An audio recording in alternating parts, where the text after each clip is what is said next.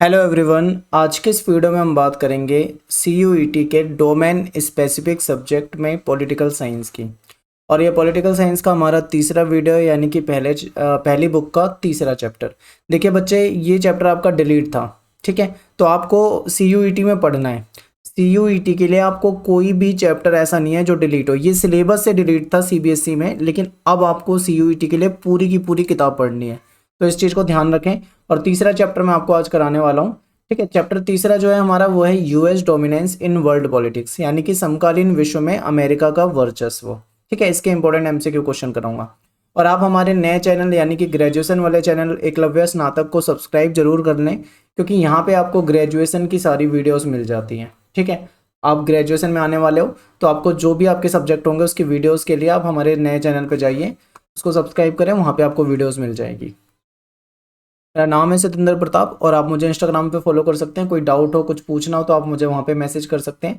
Eklavya study point ये मेरा user name है, इस नाम से आप मुझे सर्च कर सकते हैं। बाकी लिंक आपको डिस्क्रिप्शन में भी दे दिया जाएगा। तो चलिए स्टार्ट करते हैं वीडियो को। बहुत ही सिंपल क्वेश्चन रखे हुए हैं। इसके बाद मतलब आसान से हार्ड लेवल की तरफ जाएंगे, तो क्वेश्चन को बहुत ध्यान से देखना आपको। सबसे पहला क्वेश्चन आपके सामने स्क्रीन पे है कि क्या अमेरिका का वर्चस्व 1991 के बाद शुरू हुआ। आपको केवल दो ऑप्शन दे रखे हैं, यस और नो, हाँ या नहीं। तो हमारा आंसर होगा यहाँ पे नहीं। अगर हम ये सोचते हैं कि अमेरिका का वर्चस्व 1991 के बाद शुरू हुआ तो हम गलत सोचते हैं, क्योंकि इसका वर्चस्व हमें 1991 से पहले भी देखने को मिला था। याद होगा आपको अगस्त 1945 की घटना, जब USA ने जापान के दो शहरों पे हिरोशिमा और नागासाकी पे परमाणु बम गिराए थे। वो भी एक तरह से US का डोमिनेंस ही था, उसका वर्चस्व ही था, जो कि हमें देखने को मिला था। तो आपको यहाँ पे यस और नो, अगर इस तरीके से दो ऑप्शन आए तो आपको आंसर नो चुनना है, ठीक है। अगले क्वेश्चन पे चलते हैं कि सेकंड क्वेश्चन है कि इराक ने कुवैत पर कब्जा कब किया था, ठीक है। तो ये बात है 1990 की। 1990 में इराक ने कुवैत पे कब्जा कर लिया था, तो इम्पोर्टेंट है और याद रखना, पेपर में पूछे जाते हैं ऐसे क्वेश्चन। अगला क्वेश्चन है कि कुवैत को मुक्त कराने के लिए यानी आज़ाद कराने के लिए, ठीक है, कुवैत को आज़ाद कराने की अनुमति जो थी वो किसने दी थी। ऑप्शन है अमेरिका, खाड़ी देशों ने, संयुक्त राष्ट्र संघ ने, या इनमें से कोई नहीं। तो इसका सही आंसर हो जाएगा संयुक्त राष्ट्र संघ ने, ठीक है, यानी कि UNO ने। नेक्स्ट क्वेश्चन देखिए, जब संयुक्त राष्ट्र संघ ने कुवैत को आज़ाद कराने की अनुमति दी तो इस घटना को किसने नए विश्व व्यवस्था की संज्ञा दी थी। तो ये बात है जॉर्ज बुश की। जॉर्ज बुश उस समय में USA के राष्ट्रपति थे, प्रेसिडेंट थे, और इन्होंने कहा था कि ये नई विश्व व्यवस्था है। क्यों कहा था ऐसा? ऐसा उन्होंने इसलिए कहा था क्योंकि UNO जो है पिछले 45 वर्षों से उसने कभी इतना बड़ा फैसला नहीं लिया था, इसलिए उन्होंने कहा था। अगला क्वेश्चन है कि प्रथम खाड़ी युद्ध में कितने देशों की सेना ने भाग लिया था। देखिए, वैसे तो इसमें 34 देशों की सेना थी, लेकिन अगर हम बात करें लगभग 75% सैनिक तो केवल USA के ही थे। मतलब बाकी 34 देश की बात करें तो एक USA ही मेन था, बाकी जो इसके अलावा जो 33 देश हो जाएंगे उसकी सेना काफी कम थी, ठीक है। तो आपको समझ में आ गया होगा, ये सीधा सीधा अमेरिका ही था इसमें। अगला क्वेश्चन है कि प्रथम खाड़ी युद्ध में जो सैन्य अभियान यानी जो ऑपरेशन चलाया गया था उसको क्या नाम दिया गया था। तो ऑपरेशन डेजर्ट स्टॉर्म के नाम से उसको जानते हैं। इंपॉर्टेंट है, तो ये बी ऑप्शन आपको याद रखना है। अगला है कि अमेरिका में 1992 के राष्ट्रपति के जो चुनाव हुए थे वो किसने जीते थे, ठीक है। ऑप्शन को ध्यान से देखिए, George Bush, Bill Clinton, Barack Obama, Donald Trump. तो ये देखो, ये तो दोनों नहीं आएंगे, इन दोनों में से ही था, तो बिल क्लिंटन आपका हो जाएगा सही आंसर, यानी बी ऑप्शन हो जाएगा इसका। 8/100 जंगों की एक जंग साबित होगी, ये किसकी स्टेटमेंट है। तो ये सद्दाम हुसैन की स्टेटमेंट है। सद्दाम हुसैन ने कहा था कि अमेरिका का ये जो हमला है ये 100 जंगों की एक जंग साबित होगा।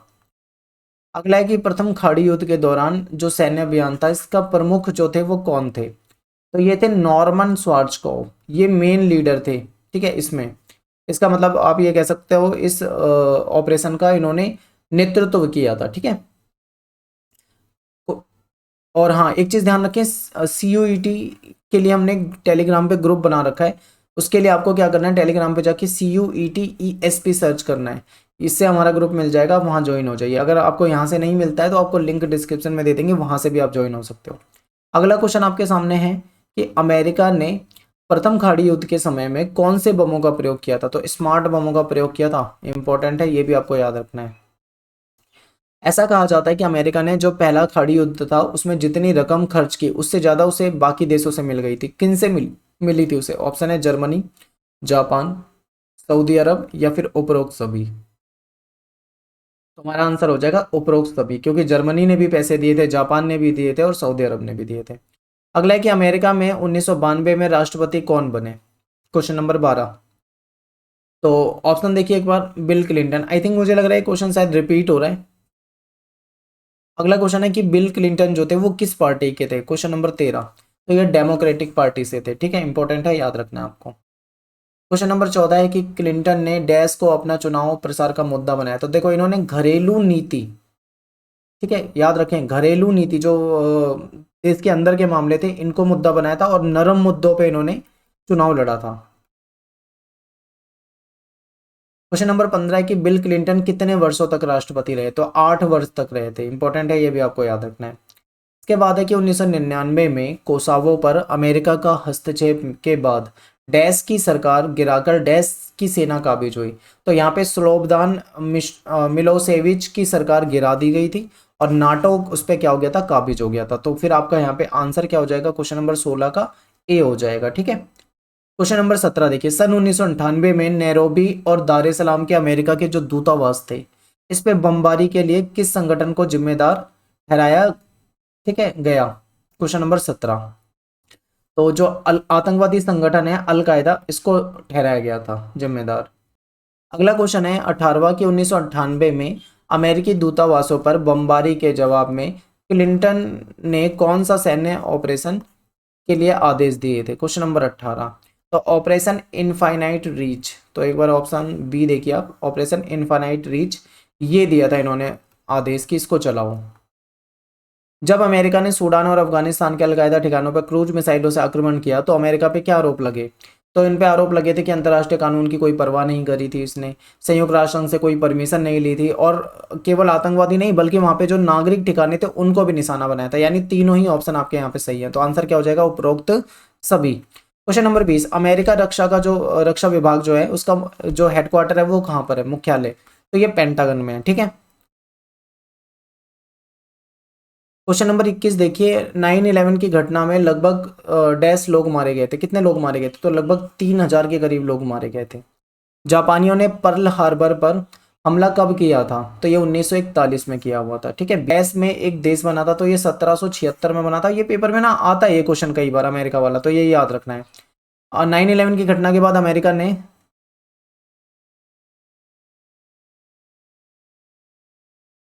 अगला क्वेश्चन है कि 9/11 की घटना के बाद अमेरिका ने आतंकवाद के खिलाफ कौन सा अभियान चलाया था? 9/11 की घटना के बाद ध्यान से देखिए, क्वेश्चन नंबर 25। तो यहाँ पे ऑप्शन देखिए एक बार आप, ऑप्शन नंबर जो सी है आपका, enduring freedom, operation enduring freedom, ये चलाया गया था, ठीक है। क्वेश्चन नंबर 26 है कि सोवियत संघ के विघटन के बाद सबसे ताकतवर देश विश्व में कौन सा है? तो जब यूएसएसआर खत्म हो जाता है तो केवल और केवल अमेरिका बचता है।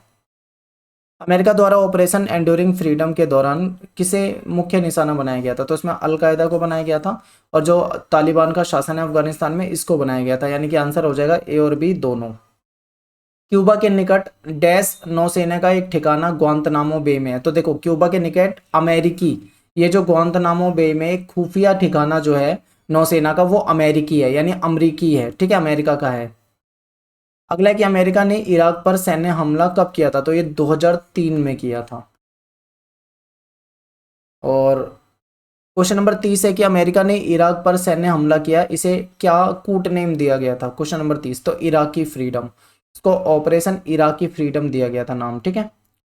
नेक्स्ट है कि आकांक्षियों के महाजोट, जिसको कोलिएशन ऑफ विलिंग्स कहा जाता है, इसमें कितने देश शामिल थे? तो इसमें 40+ देश शामिल थे और इसकी अगुवाई जो थी वो अमेरिका द्वारा की गई थी, ठीक है। क्वेश्चन नंबर 32 देखिए, अमेरिका ने इराक पर हमले के क्या कारण बताए थे? Question number 32। तो इसमें बताया गया था कि ये जो इराक है ये सामूहिक संहार के लिए बहुत ही खतरनाक हथियार बना रहा है, ठीक है, जिससे क्या है मानवता को नुकसान पहुंच सकता है। ये आरोप लगा के इस पे हमला कर दिया गया था। क्वेश्चन नंबर 33, निम्न में से कौन सा सार्वजनिक वस्तुओं का उदाहरण नहीं है? देखो समुद्री व्यापार मार्ग जो है ये सार्वजनिक वस्तु का उदाहरण है, वायु भी सार्वजनिक वस्तु का उदाहरण है, सड़क भी सार्वजनिक हो जाएगा, लेकिन मकान सार्वजनिक नहीं है क्योंकि ये किसी इंडिविजुअल का हो सकता है, ठीक है, मकान। तो क्वेश्चन नंबर 34 है कि समुद्री व्यापार मार्ग पर आवाजाही के नियम जो है वो कौन तय करता है? तो इसे जो दबदबे वाला देश है वो तय करता है। जैसे पहले जो था, पहले ब्रिटेन का दबदबा होता था तो ब्रिटेन तय करता था, अब यूएसए का दबदबा है तो यूएसए तय करता है। ये है 35वां क्वेश्चन है कि भारत लगभग डैश भारतीय जो है, भारत के लोग जो है वो सिलिकॉन वैली में काम करते हैं, ठीक है। क्वेश्चन नंबर 35, तो लगभग 3 लाख, ठीक है, बी ऑप्शन हो जाएगा, लगभग 3 लाख लोग काम करते हैं इसमें।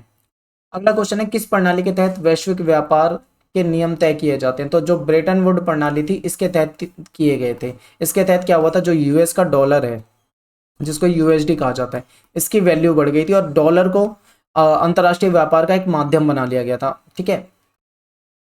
अगला है कि एमबीए अमेरिका की डैश ताकत का उदाहरण है। तो ये आर्थिक हो जाएगा, ढांचागत अथवा आर्थिक ताकत का उदाहरण है।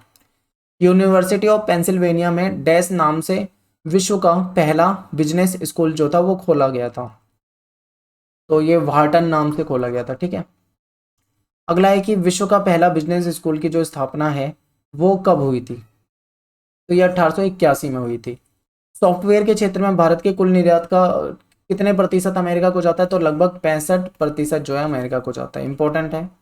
तो यहाँ से हमने लगभग 40 क्वेश्चन डिस्कस करे हैं और इस चैप्टर से इतने ही क्वेश्चन बनते हैं। मोस्ट इंपॉर्टेंट क्वेश्चन जितने बनते हैं सारे आपको डिस्कस किए, आप इनको याद कर लेना ताकि आपके पेपर में अगर कोई क्वेश्चन आ जाता है तो आप आराम से कर पाओ, ठीक है। तो मिलते हैं आपसे नेक्स्ट वीडियो में। थैंक्स फॉर वॉचिंग सभी को। जय हिंद, जय भारत।